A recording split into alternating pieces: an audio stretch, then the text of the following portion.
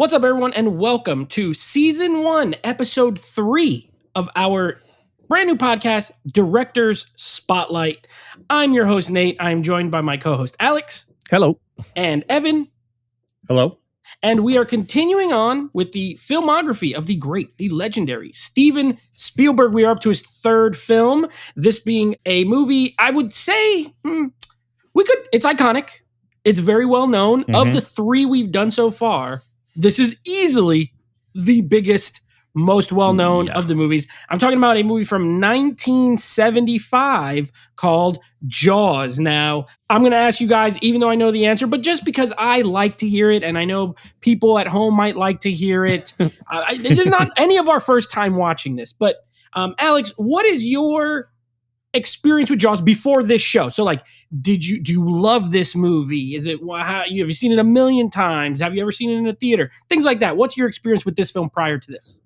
Well, I never got to see it in a theater. I wanted to see it in a theater. It was one of those. It was in a trailer to when we got to see Batman Returns. It was one of the trailers for it, and I was really wanted to see it. Once I heard the score, I was like, oh my God. But anyway, I didn't get to see it in the theater. In terms of physical media or watching it at home, I saw it as a kid, growing up, and then I started to watch it more. Sometimes I watch it. I don't watch it like every year, like a lot of people do. I'll do like every other year, or when I'm in the mood, I'm like, oh man, it's time to watch some Jaws. Movie still freaked me out that I don't go in the water. Like I really don't. I don't in the beach. Yeah, I don't go crazy jumping in oceans because of it. But other than that, I could go on a boat and fish and I'll do all that. But I can't. I don't know why. But yeah, in terms of film wise, no, I have not seen it in a theater. I see it every other year, but I do enjoy the movie a lot. So you've seen it like I've seen it a lot times. Yeah, a lot of times. Okay, very good. Evan, same question. What's your experience with this film prior to this viewing for this show? Watched it as a kid. I just watched the documentary, the 50th anniversary, so I was so happy that someone else said it, that they were afraid to take baths after this, because I have not taken a bath since I've seen this movie. I was like, because most people always say I won't go in the ocean. Like, I was so afraid I wouldn't step in a puddle of water just in case could house a shark. So it was a very impactful film in my life. I watched it quite a bit. I don't do it every year. When I often watch it, I do watch it around in July, just because it's a historical, like it's not it's patriotic, but it's not like over like Founding Fathers, America. Like it's a summer movie though. It's a summer movie. Yeah. Yeah. So, because I normally, as a history guy, I'm normally watching a whole bunch of documentaries around that time and all the stuff. So it's a nice break from the tone. But I've watched it so many times. I've had it in almost all the major formats. So I've never owned Laserdisc. So I had VHS, DVD, Blu-ray, and then now 4K. So I've had it. It's one of those movies. It comes out, you buy it and just rewatch it. Right on. I've never seen the sequels. I'll say that. So you've read Jaws 1 only. I've only seen Jaws 1. I've never seen any of the sequels. I could say we're not covering those because Spielberg didn't do them, but I could say you're fine. I'm not gonna. I mean, this is not a sequel thing, but I will say I did enjoy part 2 for what it was, but it's nowhere near this movie. Like 2 is just one of those stupid sequels, but it's just one. I was just like, it is cool. It's but like the best sequel that they have, but it's still the just worst. Okay. Yeah, it's not the okay. It's one of those things. It's just okay. All right. So I actually did not watch this movie growing up as a kid. This was not a childhood Spielberg movie for me. There are other ones, and as we go through, I'll always say if it's one that I watched as a kid. This was not.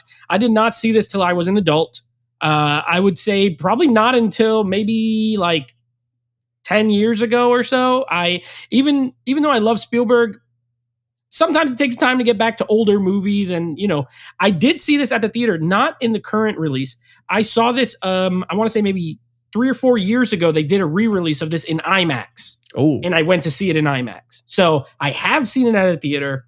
It was great. I loved it. Great experience on the big screen.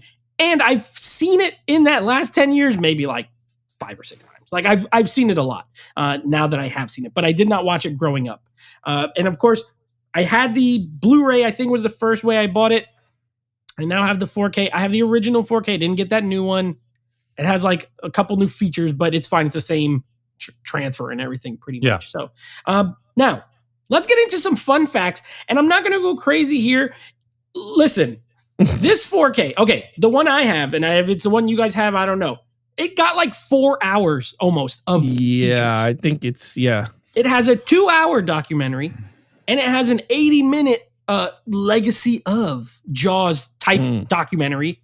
That right there is 3.5 hours. Okay. Then there was the new Jaws 50th anniversary documentary. How long was that? I know you guys watched it. I did not watch it. It was hour an and 40. hour. Yes, hour 40. Hour 40. Yeah. So let's say there's about 5 hours worth of documentaries out there people have seen. There's no need for us to really go crazy. If you don't know about this movie by now, I don't know what to tell you.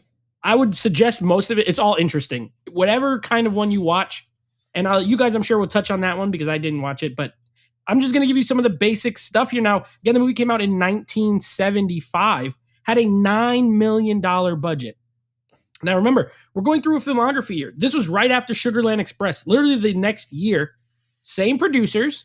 Spielberg came to them, like they bought the rights to this novel. The novel Jaws, of course, written by Peter Benchley. And they were like, who can we get to direct this movie? I don't know. And they were like, you know what? We got Spielberg here.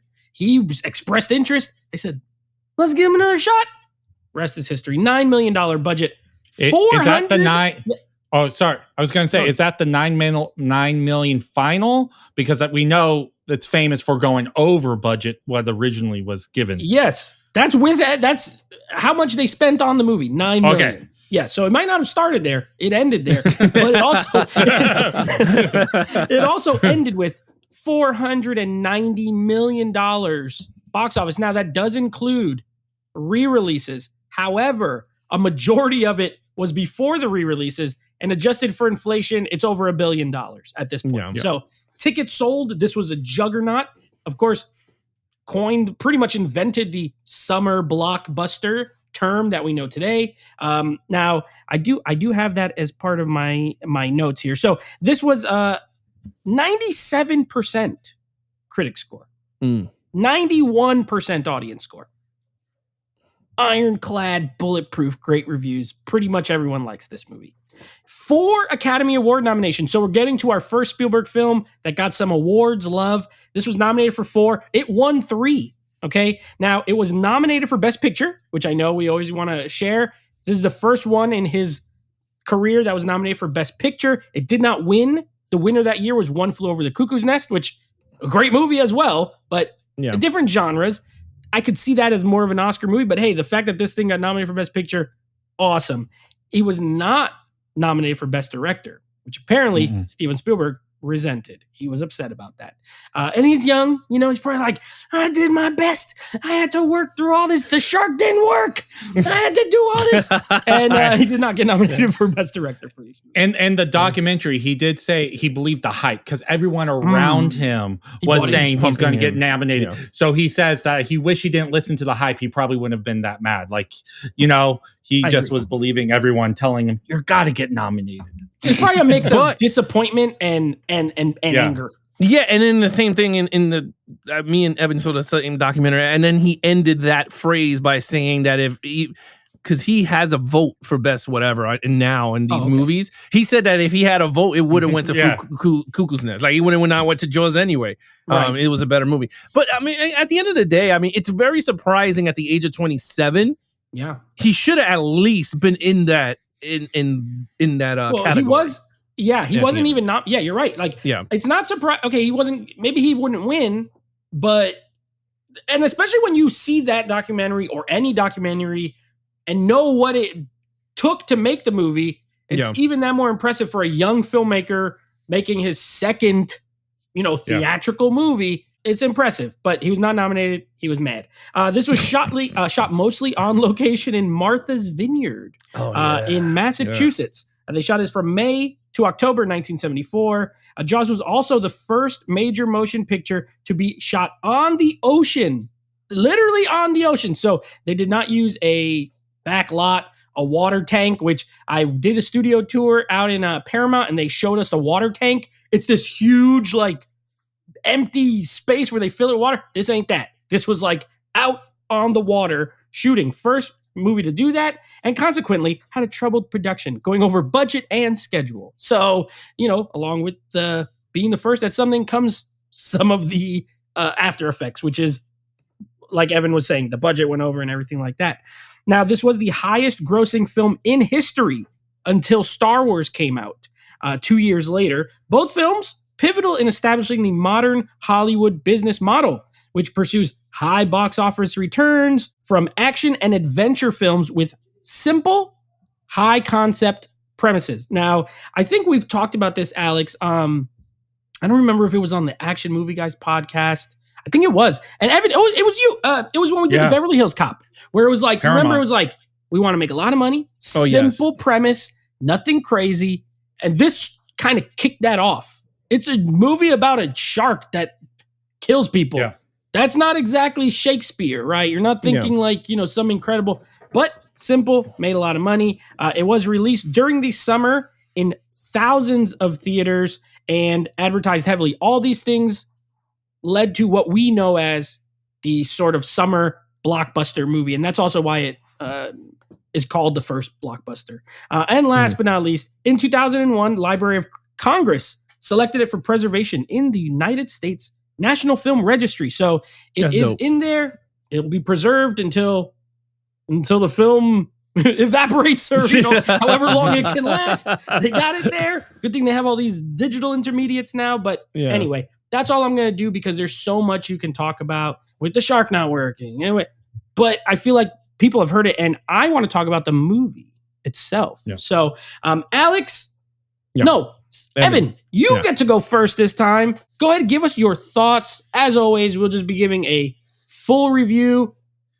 If it's spoilers, sorry, 50-year-old movie. We're just going to talk about it, round table, no scores till the end. Evan, take it away. It's a perfect film for me. I mean, I watched this movie so many times, and I can't pick a thing that I dislike about it. Like, truly, I mean, there's going to be people like actors, but you're not supposed to like those people. You know what I mean? Like, it's perfect. And the way the camera zooms in, like, I always remember like how the scene where Roy just looks out underneath the bridge and you just see the open water and it's calm, and just how that's just haunting. Like, you don't even know what's out there. Like, what are you going to do? How do you answer this? And I loved, because I've never done this. I've never done dual Jaws kind of conversation. And the documentary did talk about that, how this is like a sequel to Duel. He mentioned that this is the inanimate car. This is an animal going. And so it just, the similarities there, the shots, like it's like he perfected everything we liked in the first two films. He really just honed in and used here. And it's just amazing hearing all the troubles of this film.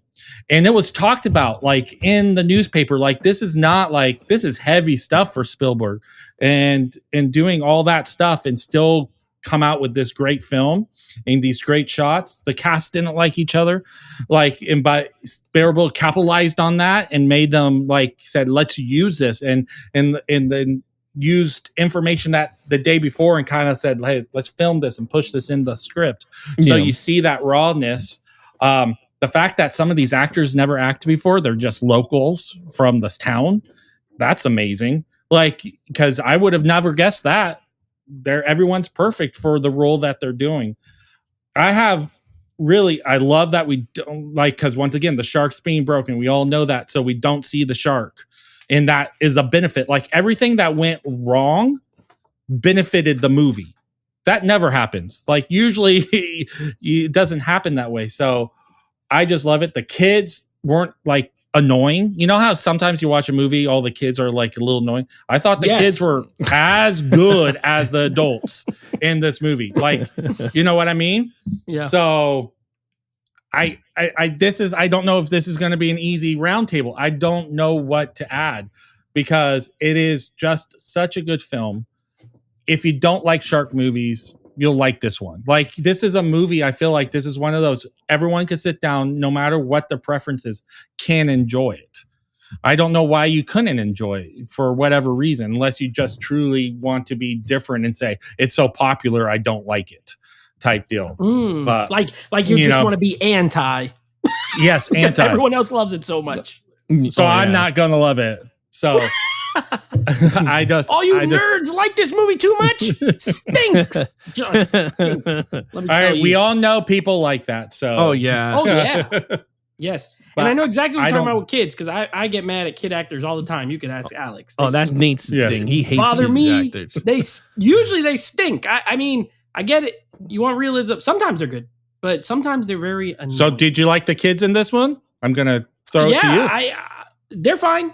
They're good. This is a good movie to have kid actors, because it's like you're at summer, you're at the beach, have fun. Most of the time, it looks like they're just having fun anyway, and he's just like kind of filming them. The only time, they have to act a few times, especially, I will say the worst kid acting is right at the beginning when he has the cut on his head. Mommy, I'm gonna cut. It's like that kid, the way he talks there is not that good. But other than that, I have no problem with them. I will say, so I'll just go. I do have some. Oh no! Now I'm gonna be the. I'm gonna be the. You're the negative. Okay, let me start. Okay, let me start with this so that I don't get killed. Oh boy! I think this movie is a perfect movie, just as it is. I have personal things that I don't love, and I'll get into one thing really, but phenomenal film, phenomenal, deserves every single accolade it got. Deserves all the praise it gets. I respect it and enjoy it. And sometimes you watch these movies and it's like, okay, I respect that movie, but I didn't really love it. Like, I feel like if we watch The Godfather, Alex may not like it that much, but I don't think he'd watch it and be like, that's a bad movie. I feel like he'd respect it. And sometimes you get that with these older classic films, right? This ain't the case. I respect it and I enjoy it. I think it's a really good movie. It has entertainment value to it. Especially in the first half, there's even some kind of humor with the mayor and with the and with Brody and and what's his face, the freaking why can't I think Quint? Even just the way he talks and some of the stuff he says. And Richard Dreyfuss' character, obviously, what's his name, Matt or whatever, right? Hooper. Yeah, Hooper. He's kind of funny. He has some funny lines in there as well. So I think they have really good chemistry, really good cast. Looks fantastic. Great. We talked about Sugarland Express, which was beautiful.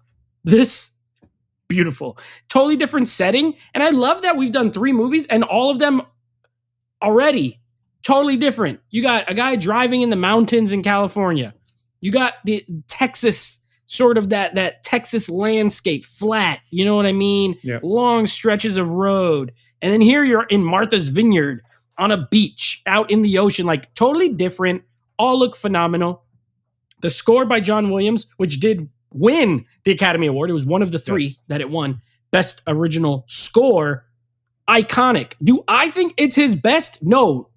I wouldn't even put it in his top 5 scores. And I don't think that's a hot take, but I would not. However, when you want to talk about a score fitting a movie and being perfect for that movie, 10 out of 10, absolutely. John Williams nails it. But just listening to it on its own, it's not even close to my favorite John Williams score. I don't think it works outside of the movie. Itself, yep. You know what I mean? Like, it's not just beautiful music. It's really used only in the film perfectly. Now, with that said, here's my one nitpick with this movie. Okay. I don't love, the middle of the movie. I really enjoy the beginning. Shark attack. Starts off quick, right? The girl, she's waving around. By the way, PG movie. That kid gets eaten. Blood is like freaking Freddy Krueger out of the water, spraying like this. Violent, the beach stuff, love all that. There's a period between when Jaws shows up in the beginning and they're trying to catch him and all that, and then they hire Quint to kill him. There's like a little section there that I think's kind of boring for me. Is it the capitalism, like the idea? Is it the mayor going back and forth about opening the beach? No, is that it's the middle once part they get on the boat. Nope, it's once they get on the boat. Okay. Once they get on the boat, because this movie is a little over 2 hours. And really, the second hour is all on the boat with just the three guys, pretty much. Mm-hmm. And it gets really good, like as you're out there for a while. But it really feels like two movies. It feels like two movies mashed together, not in a bad way, but like you got the beginning on the beach with all the people, with the chaos, with the terror, with the fear, and then you just get these three guys going to get the shark, pretty much. 1 hour and 1 hour, essentially. And that first 20 minutes of that second hour, I don't love. I'm not saying it's bad. I'm saying the pacing's a little, like, I don't care as much during some of those parts. Where it's just, and also Quint, a great character, iconic. I sometimes don't understand what he's saying. I feel like I have to put subtitles on when he's talking because I'm like, what is this guy's? What is he saying? He talks weird. He chose to use this accent. It's not a Boston accent by any means, or a Massachusetts. I don't know what that is, but it makes his dialogue a little difficult to understand. So I don't love that little segment. Out of a 2 hour plus movie, there's about 15 to 20 minutes that I think are just okay, whereas the rest is great. So to me, that still makes up for the movie is amazing, legendary, all that, but just for personal, that little segment, and other people probably love it. They probably love it. They love just the banter between the three guys. And for me, that part slows down a bit. If I saw it at the theater, I'm like, I got to go pee. That's the time I'd go pee. Like, you're not really going to miss too much if you go in that part. So that's my only gripe and my only nitpick. Please don't get mad at me. That would be kind of the thing that keeps it from being absolutely flawless for Nate. I still think it is kind of in general, but just for my personal taste. And this matters because we're doing a ranking here at the end. And so you kind of got to find things where it's like, why is this one, to me, better than this one? And that's the little part that always kind of, prevents it from being the most amazing, spectacular. Now, Alex, you've seen this movie more than me, I believe. What did you think? Or how do you feel about this movie? I'm going to go Chief. You do, especially lady. Okay, I will say this. This is going to be really interesting because you guys gave, like, your stuff that you guys talked about, very in depth. Mine's is so different. I'm telling you right now, people are gonna be like, damn. But you're gonna see how my mind works. Yes. You're gonna be like, man, this dude's mind is racing and creative. I will say this. This movie, I feel like it's an action movie. And my wife was just like, really? I was like, think about it. Just think about it, though, in this aspect. The first half of the movie, Brody did not get in that water, right? The first girl gets attacked. The mayor was like, oh, no, they covered it up, right? He's like, oh, you going to abide by that? And the doctor was like, oh, yeah, it was a propeller. She was out there. She got hit by a boat. And Brody's like, all right, we're going to put it official. Great, right?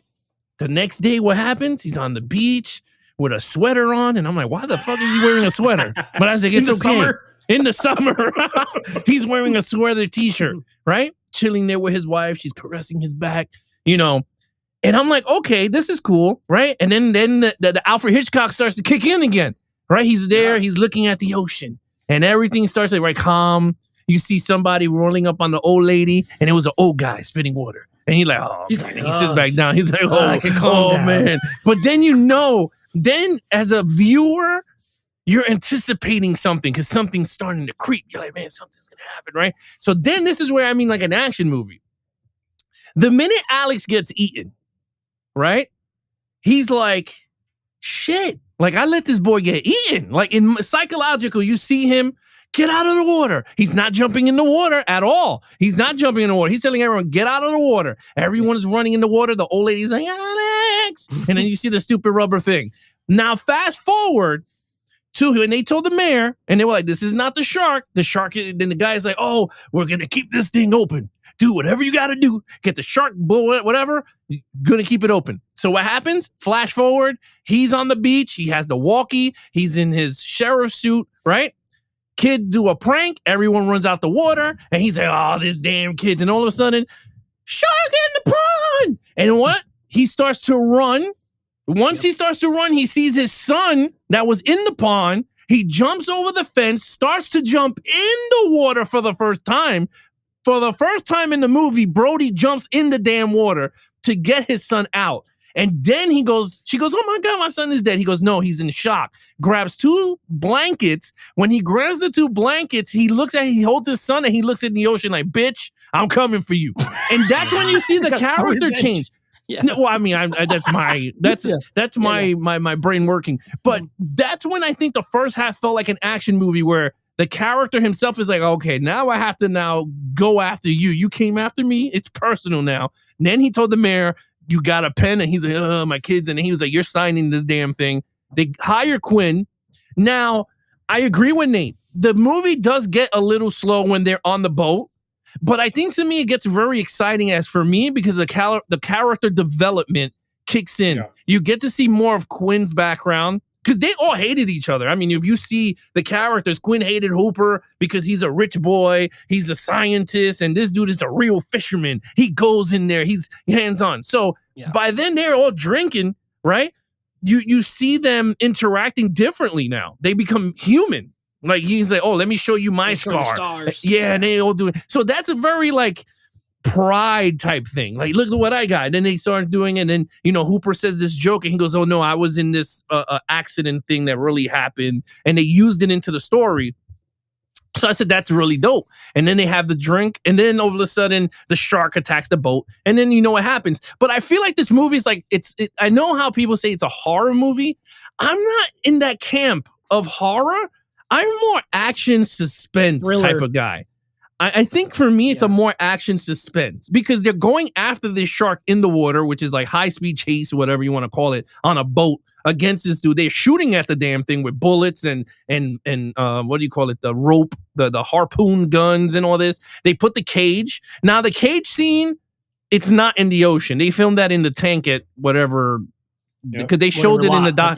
Yeah, I think they did it in the documentary. Me and Evan, they showed Steven Spielberg with the mic, and he's like, "Cut action under the tank." When you see them doing the scenes, but all to say, I think this movie is not perfect, but semi-perfect. If you understand what I mean, here's some flaws. I'm not gonna say this is like a flawless movie, but I love it. I think it's really great. And so far out of the 2 movies, one thing you could say is that Steven Spielberg does very well is character development. Like within the film.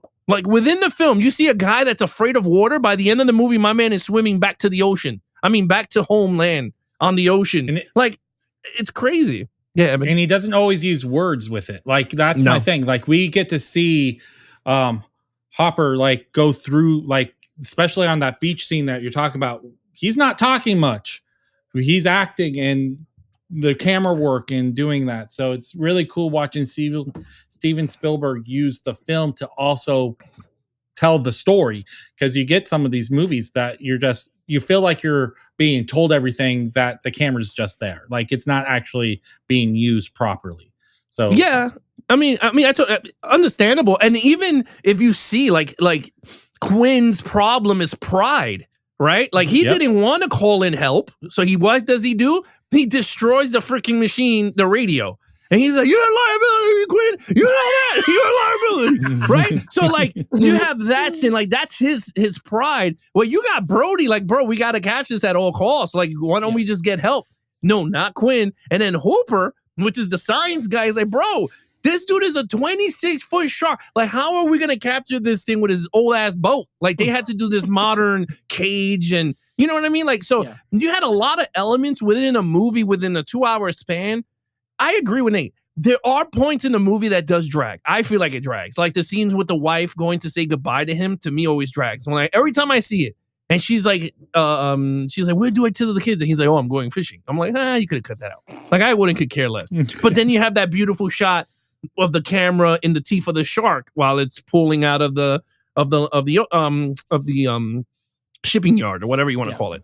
So there's the yings and the yangs I see, but I think this movie, shot wise, I think is the landscape, sunrise, sundown, dusk. I mean, this thing is so dope. The way they pull down the 3 buckets or whatever you want to call it, the barrels, that scene is so intense how they pulled it. I always wanted to, and I don't know if they did, I didn't see the 4-hour cut. The 50th anniversary didn't go in depth in the making, but I did wanted to see how they dragged the boat sideways, Remember when he was pulling it sideways? I wanted to see how the hell did they do that. Because I thought that was dope. Unless they had like another boat and like they yanked it. Tugboat or something. Yeah, and then they were yanking it. But I thought that was really, at the end of the day, is this a perfect movie? No. But I think it's semi-perfect. To me, it's a semi-perfect. I'll say this and I'll stamp it. This is the best shark movie ever made. I'll tell you that. Hands down. Mechanical shark that did not work. He made it work. Yeah. The way it comes out sideways, like a real gray white eating something. I think that's beautiful. Anyway, I think this is a great. It's a great movie. You got villains. You got everything. The mayor's a villain. The shark are villains. And the shark as a villain. Well, I will say I do think it's okay. I do think it is a perfect film, but but I still think just like to me, like I don't think there's anything Spielberg. You know, when you're talking about like what's a perfect movie, right? It's all going to be subjective, of course. I don't think there's any flaws to it. It's more so a preference thing. And again, it's just like 15 minutes maybe where I get always a little bored and then it picks up. You're right, Alex. As far as the conversations they have when they're on the Orca, tons of character development, iconic like little monologue by what's his name? Quinn? Robert Shaw? Yeah, but Robert Shaw, the actor. When he's talking about that's that USS Indianapolis thing or whatever with the sharks, and fantastic. Like it's a great scene, even if I can only understand 75% of what he's saying. It's still a great scene. And it's a great performance. Roy Scheider, I think, is like perfectly amazing. Cast. Yeah. He looks like someone's uncle. He does. You know what I mean? Like, he just looks like a guy who would actually be a sheriff in a little beach town. So great. And then I think Richard Dreyfuss, who's, I'll be honest with you, just in general, an actor that I don't really care for too much. For whatever reason, he always feels like, and he's in another movie. Maybe I think the next one he's in as well. I think he's in the next one. Yeah, he always comes off. Maybe it's just later roles, but he always comes off as kind of like a, I don't know, kind of like a dick. He just seems like, he just seems like a douchebag. That's him in real life. I feel like he's in real life, and I feel like it bled into a lot of his roles. It doesn't here. I actually like it here because he's young, right? He's young. He's probably been told, like by Quentin, like, you don't know. What do you know? He's like, I know stuff. Like, respect me. And he's not getting the respect from this older guy. So it works, but it doesn't always work for me. But I like him in this. And I think it's a great movie. Evan, you were gonna add something. Well, I was going to say that what I love about this movie is when a movie could make you ask different questions and watch it differently. Like, what is the bad guy? Is it the shark? Is it the mirror? Is it the capitalism that makes people make bad decisions? Because the mayor's making it because if they lose money, that's going to hurt. Like, he's trying to save his job. He's trying to save the town. Imagine if you close that down. Like, you have, and none of them is answered. I love that. You don't answer that, because right when you're like going, okay, the shark should be killed, and why? Because Quinn hates the shark because of what happened to him, and that's justified. That makes sense.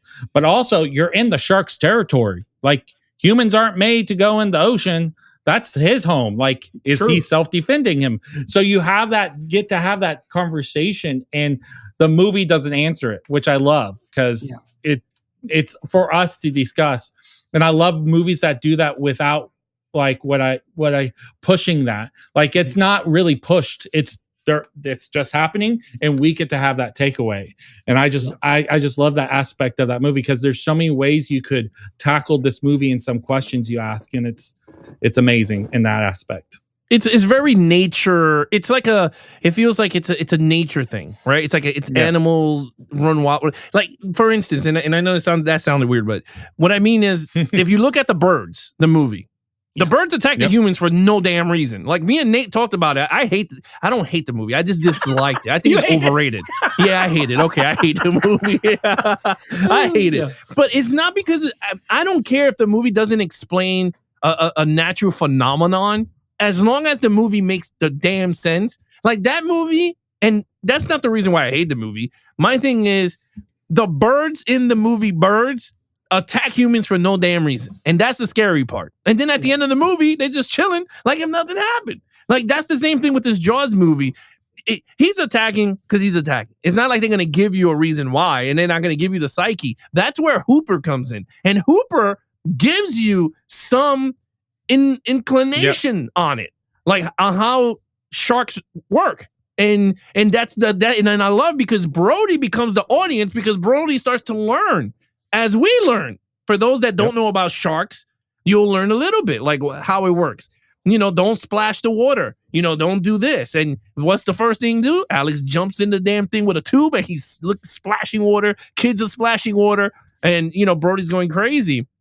But Nate, to your thing, Quinn's famous line, that was 9 pages. And Steven Spielberg told him because Robert Shaw is like a great writer. I think he said in the documentary, he's a great writer. And he told him to take it back and see if he could do something with it. And he did. He came back and he wrote he took all what he did, the 8 pages, and made it into that dialogue. And Steven Spielberg was like, all right, great, let's go. Let's get this out of the way. It's iconic. Like, it's great. It's very, he wrote books, right? Right, Evan? He wrote books? He wrote a play. He wrote a play. Yeah, he wrote a play. That's why. Oh, okay, that makes sense. Robert Shaw said, people are going to find this boring. I'm just talking for like 9 pages. Yeah. And this is going to be boring. Can I go back and work on it? Steven Spielberg was the director. He's always seems to be the director that takes ideas. He doesn't like his way is not the only way. And I think we see that and why maybe later on why directors like working with him because it seems like a team effort. And that's definitely what this movie was, is that they're working on that and you get some great materials. That's why if you follow the making of it, if you watch all the documentaries and why it's so famous, you should not be getting such a good film. Like it should not, that's not how that works. This movie should have just been a director ended his career trying to make a shark movie, but it doesn't. It starts a career and it's just amazing. And just think of the time that it comes out 74? 75. So this is before Star Wars. Am I correct? Star Wars is next 2 years later. 2 years. And the only movie that's making this much money is re-releases. So it's Gone with the Wind, Wizard of Oz. That these movies are continuing to be released. And this movie beats them out of the water in one summer. And it's just, but you're also like, you had no knowledge. I don't know how many people had shark knowledge going into it. Like my kid has Shark Week. He knew more about sharks than I ever did when I watched Jaws. Because he's just been exposed to that information. But I think the movie just does so well at the balancing that I don't think many people go back and watch Jaws and says, that so doesn't not fit. It's not like, what is that, Deep Blue Sea? What is that one shark movie with Ella Cool J? Deep Blue Sea. Yeah, but it's a fun movie, but you're not going to go, that's going to be real. Where this has realism. No. Yeah, that's more sci-fi action, shark. Yeah, I will say this movie launched tons of copycats shortly after. You had Piranha, which was a Roger Corman ripoff. You had Orca as well. You had a few others. And just over time, I mean, essentially this movie created a subgenre of the shark movie. It is the first. To me, it is still the best. And but we don't have shark films now if Jaws not only doesn't exist, but if it's not as successful as it is. Because if it came out and it was just a little, minor hit, made a little bit of money, I don't think we have the amount of shark movies we have now. Meg would still be made. I'm just saying. That's a perfect film. Just joking. Well, I'll tell you this. My wife, she said she'll die. She said that book is 100 times better than the movie. Like she said, Jaws? No. Meg. The Meg, the book. Meg. Oh, the Meg. Oh, okay. Yeah. She said if you read the Meg book, she goes, you will understand why she does not understand why this movie was made. Yeah, I think it's not even in the same genre. No, it's not. And it's like horrible. Yeah. And speaking of books, what makes the 70s very interesting that I always forget to put together is how many of the people write the books are working on the movie and the script. Godfather, you have this, Rambo. You have a lot Duel. Of movies and Richard Matheson. He wrote the short story and the script. So many of the 70s where they're working with the movies when they are being made and sometimes just writing the script. And that's why I think both get honored in the same way. The Jaws book, like you don't have that. I don't feel like you have that conversation. The Jaws books is Jaws, and then the movie is where it stands. Like they both stand on their own. Yeah. I've never read the book though.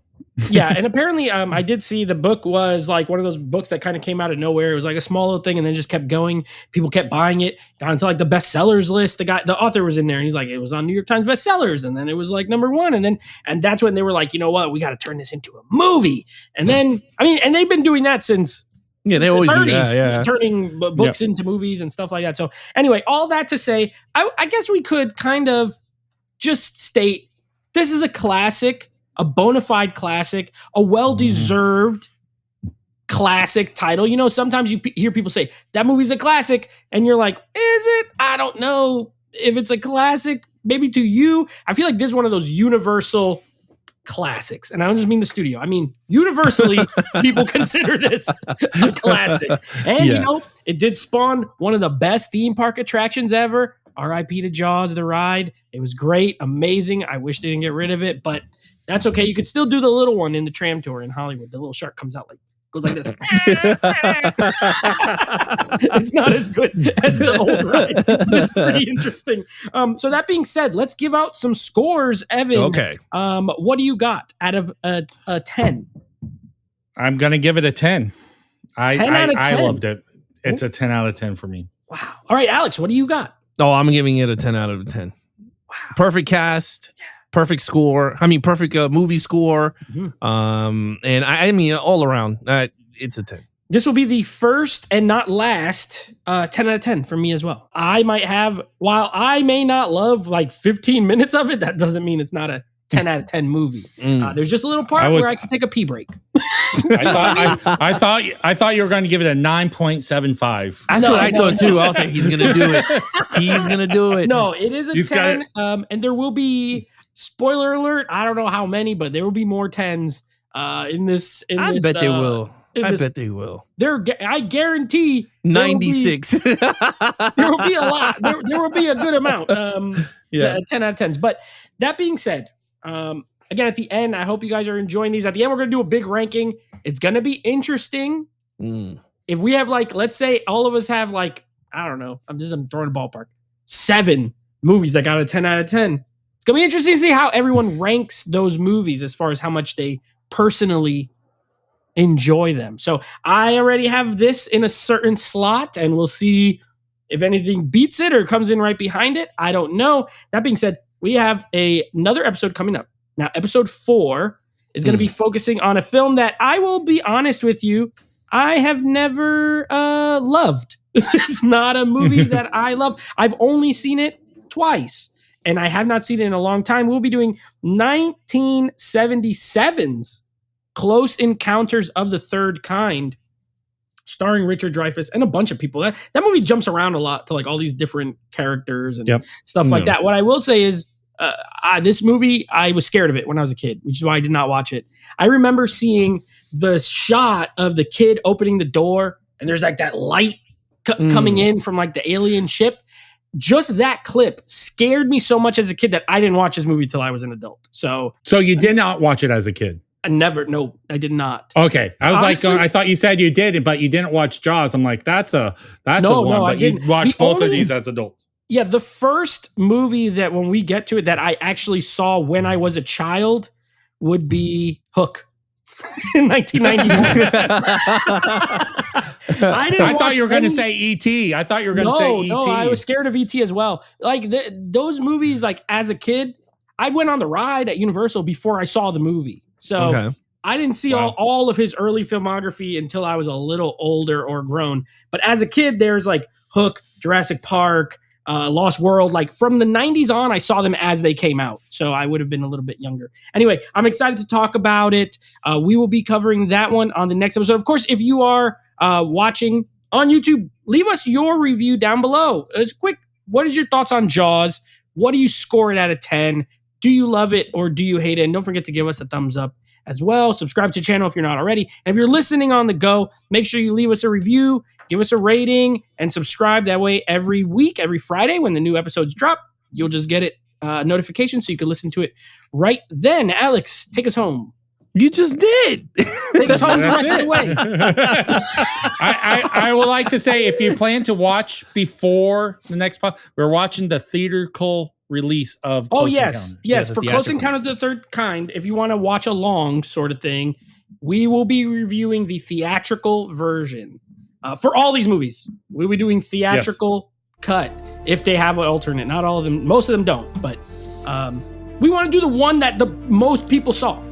When we're talking about Academy Awards, when we're talking about box office, which version made that? Which one got nominated? It's usually the theatrical. Until next time, be awesome to each other and geek out.